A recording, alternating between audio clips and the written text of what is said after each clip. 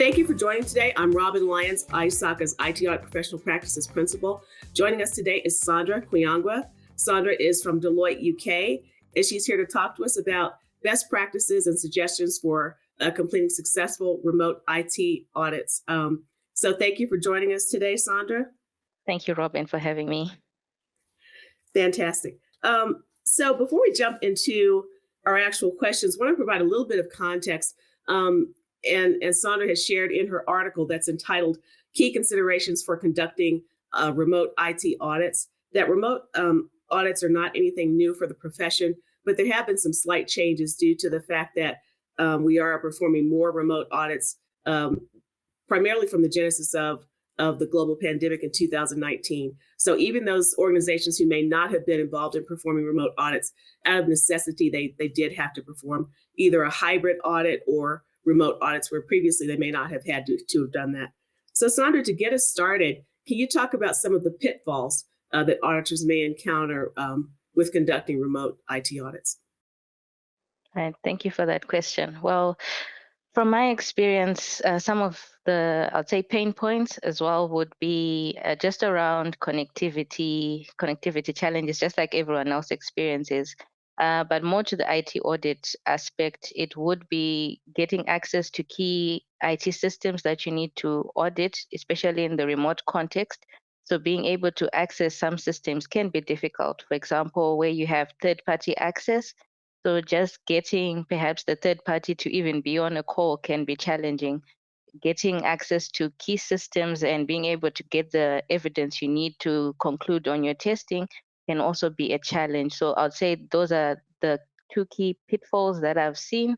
But overall as well, you can have challenges, even just sharing information, sharing evidence across different platforms can be another challenge. Different organizations have different IT policies, which may hinder even installing certain software that can allow an audit to go efficiently. So I'd say those are the key pitfalls I have seen that would make doing the audit very difficult. Thank you for that, Sandra.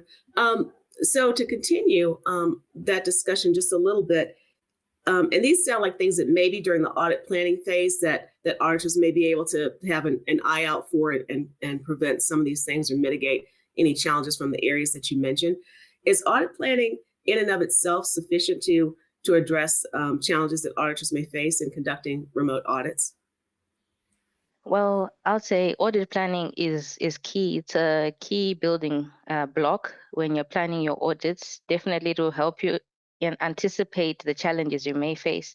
So when you're having those discussions with the various auditees, when you're preparing, when you're asking them if they have the right skills in place, if they have the right resources to help with completing the audit successfully, you'll be able to pick up perhaps where like sticking points in advance. But now during the actual audit itself, situations may change. A good example I can give is that perhaps at the start of the audit, you were given a key contact person, but when you do the actual audit or ask the questions you're interested in, they may not be the best person to address those. So you then need to adapt and perhaps find a different resource to do that testing with. So it's not just the planning that's important, it's also being agile enough during the audit cycle itself to adapt to the different changes that come through. That's fantastic. Thank you for sharing that recommendation with us, Sandra. I want to ask too, and this is something that I think a lot of people have questions about, and that's how to ensure the completeness and accuracy of a remote IT audit. So you mentioned in your article that sometimes there are challenges based around evidence because there's the potential that there's a higher risk of manipulation, which would inadvertently affect or adversely affect the accuracy of the evidence that we have that we're basing conclusions on. And also another example related to that there may be a challenge or auditors may not be able to continuously monitor if they're running a script or a report that takes longer than maybe what would have been anticipated. So do you have any suggestions around ensuring the completeness and the accuracy when audits are performed remotely? Okay, yeah. So I guess what's always key is being able to corroborate any information that the client provides. So if it's being shared with you remotely, perhaps one simple thing that you can do is to always cross-check whatever they provide. If it's a report, for example, even if it's provided way out of office hours, just being able to cross-check various aspects of that report against what's on the live or production system that you're placing reliance on, or that you're trying to get reliance on. So that's one of the tips, definitely, to cross-check and corroborate any information that you have. But just doing simple checks, like checking if it's the right environment. If you can get any supporting screenshots, then that can support that it's the right environment you're looking at. Getting the date and timestamp is very crucial, at least so that no one can dispute that the information you're using is not the correct information. That's also very key. Where possible, trying to observe the extraction, getting the first and last page of a report. Those are some of the key things that you can do. But I guess the beauty of being within the field itself is being creative enough to find ways to address those completeness and accuracy issues. I'd recommend those two, and just again, coming up with ways to be able to just ascertain that the reports are complete, or the evidence you're getting is complete. That's fantastic. I love that because that's not an attribute that people frequently associate with auditors being creative. But I believe you're absolutely right that when we're in a situation that we may not have planned for, even though we've done our absolute best to have the best audit plan possible, we do have to be creative based on the circumstances that we do encounter once we're actually out there in the field. That's fantastic. Thank you for sharing that recommendation. I wanted to ask you too, Sandra. Uh, we know from just doing traditional audits on site that communication is a very critical part of our relationships with the auditee, as well as just the performing of the audit. So, can you share a little bit about any nuances or anything that's different from the communication perspective when we are conducting an audit remotely? Okay, so I think the key one that probably most people can relate with is those periods of, I would say, ghosting, using current language. So you have your clients ghosting, or in other cases, you are the one doing the ghosting. So those periods of silence can be detrimental to the actual progress of the audit. Mhm.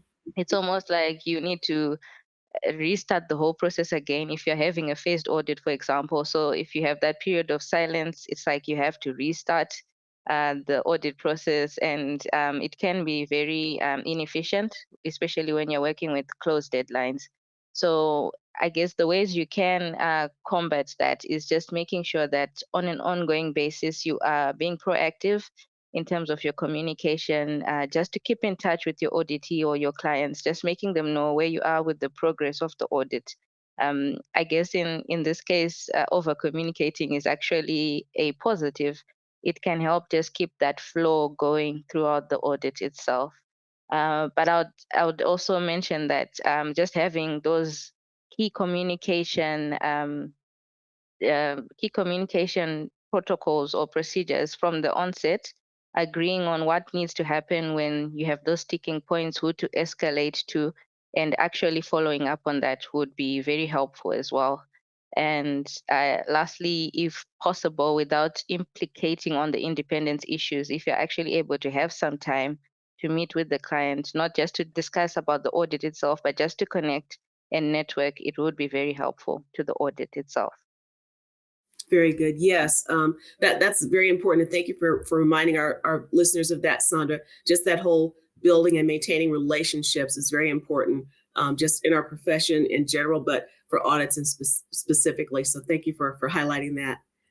So far, I think we've talked a little bit about challenges with conducting remote audits. So I think that's the glass half empty part. So let's talk a little bit about the glass being half full. So Sandra, can you share with us some of the benefits of conducting audits remotely?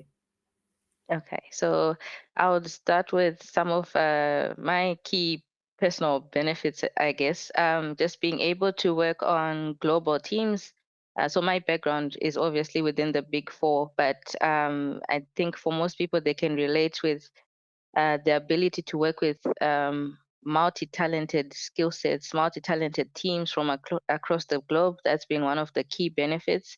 From a business perspective, you no longer have to make sure that your team is, I mean, equipped with all the skills in the world, which may be impossible, but you can actually draw from different departments, different countries where you have that skill set and bring the best of your people to a client or an auditee. So I'd say that's one of the key benefits of remote auditing. Also, just looking at the amount of scope or work coverage that you can do when you're doing a remote audit, you have more to look at. There's that aspect where there's the reduction in time just traveling back and forth between client premises or to the office. If you remove that component, you now have more time to do actual work, maybe address different business areas. If you're doing just an audit that's restricted to ITGCs, where permissible, you can actually explore a little bit more into other areas of that IT audit as well. So I would say those are some of the key benefits, just cost reduction, is saving on time, being able to be part of global teams and gaining those networks as well. Fantastic. Thank you. Thank you for sharing that.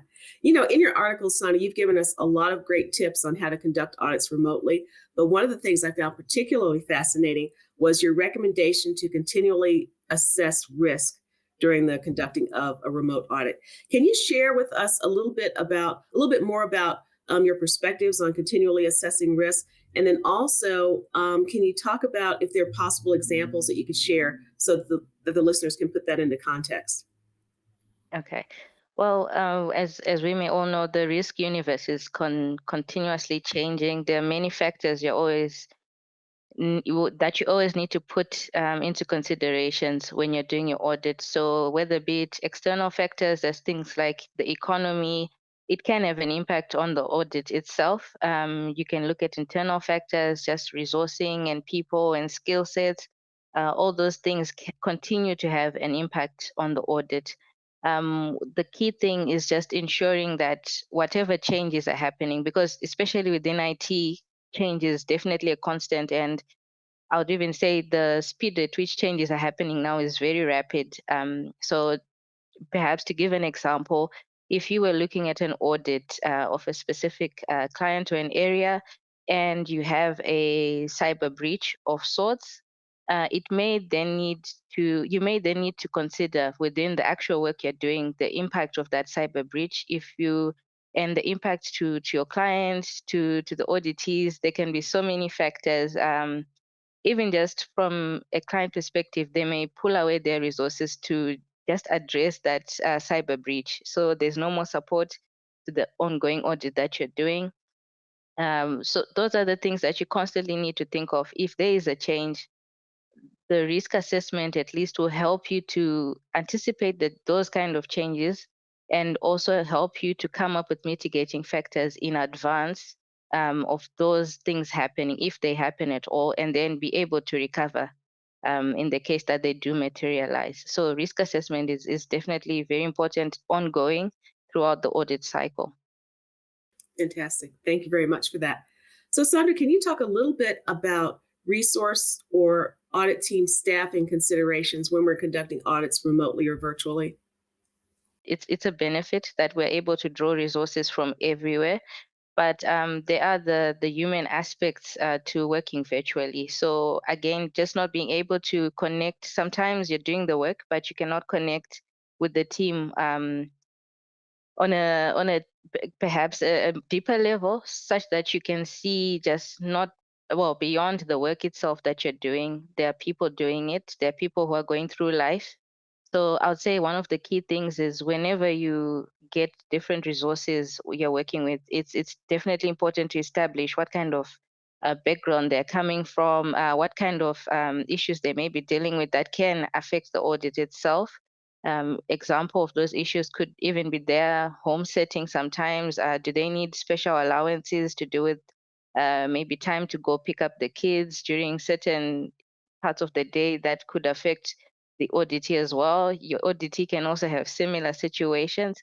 So it's important to understand the different needs of the team. It can even be areas around coaching. When you're doing a virtual audit, it can be very difficult to pick up the different areas of coaching that different team members need or training as well.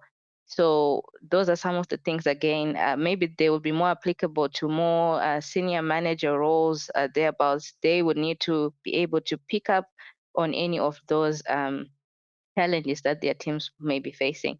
But again, just ensuring that there's inclusion. If you're working with a global team, it wouldn't be very helpful to set up meetings when the key contacts cannot be present.